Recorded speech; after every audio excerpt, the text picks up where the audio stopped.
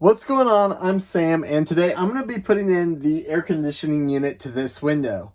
I was going to put it in the back, realized I'm not going to have room, decided to put it here, was wondering if I'd have room of it being inset. I'm not going to have it sticking out the window, I'm going to have it on the inside of the bus. I thought maybe when the bed flipped up, it would hit it. It looks like I'll have just enough room that I can put it right here. I was going to relocate it over here and do ductwork, but I don't think I'll have to do any of that. Anyway, I'm going to start building a framework and see if I can get this air conditioner installed. I was looking for a really small unit. This ended up being the smallest one they had available at Walmart, and it was perfect. So I took the dimensions of the air conditioning unit and the window and started bolting together a framework. Once that was done, I put it on the wall, added the last supports, and added the bottom tray for the air conditioner to sit on. Surprisingly, everything fit on the first try. So this fits in here really nicely. I still need to add some foam insulation to the tops, bottom, and sides. I will remove the top window and put a grate on the outside so it looks like a vent. And that way the fresh air should be able to come into the side holes and the top hole. And then the hot air, once it goes through the compressor, will blow right out the back. So there should be plenty of enough airflow for this to work well. And it's inside of the bus, so it's a little more stealthy. And it doesn't even stick out very far at all. So there's definitely enough room for this mattress to flip all the way up, which was my big concern.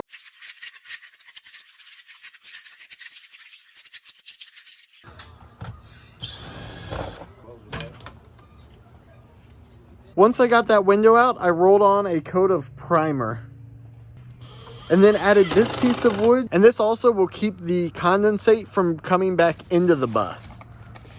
Once I had 2 coats of dry primer, I added an exterior latex paint, and then I added some insulation, which I cut super tight, so I had to use a hammer to kind of persuade it into place. Then I buttoned up the panels, and this was good to go.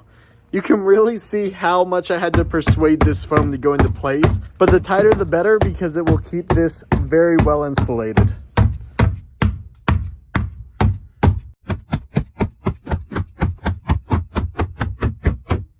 Once this paint was dried, I added caulk to all the seams. And then of course, when removing this top window, I had a huge jump scare because there was a wasp just crawling around in it. So then I just put this window back in, and this is the permanent installation of this window because I started using flashing tape to waterproof all the edges and joints.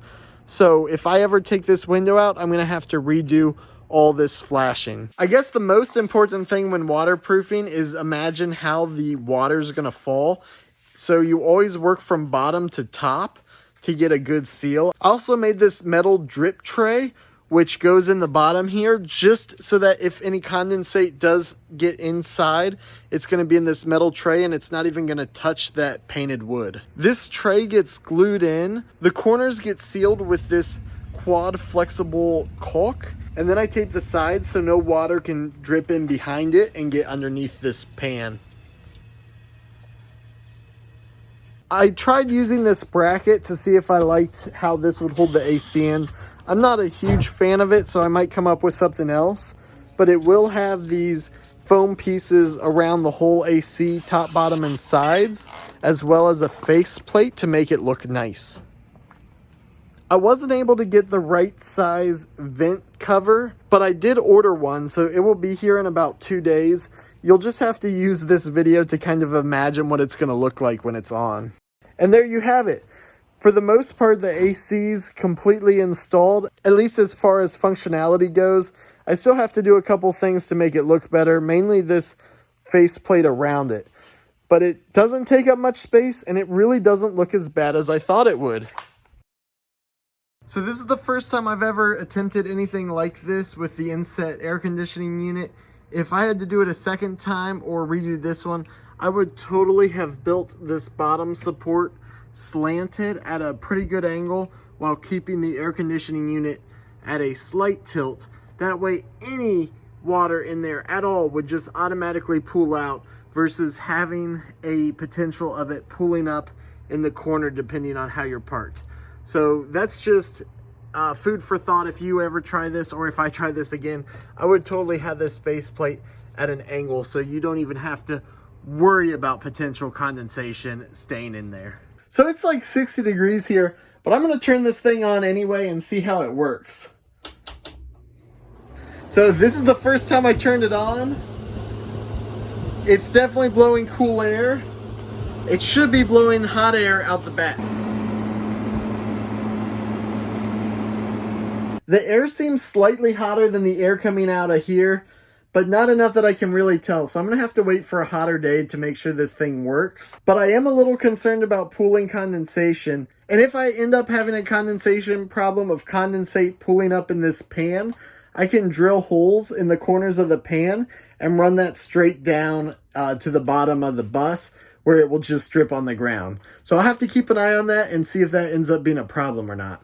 Anyway, this air conditioning is more or less in, other than some final trim stuff and maybe a couple attachment points.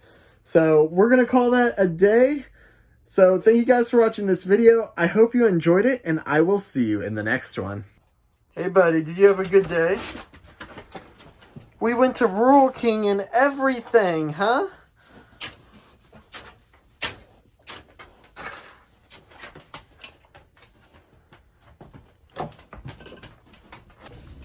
What'd you do? Did you get in trouble?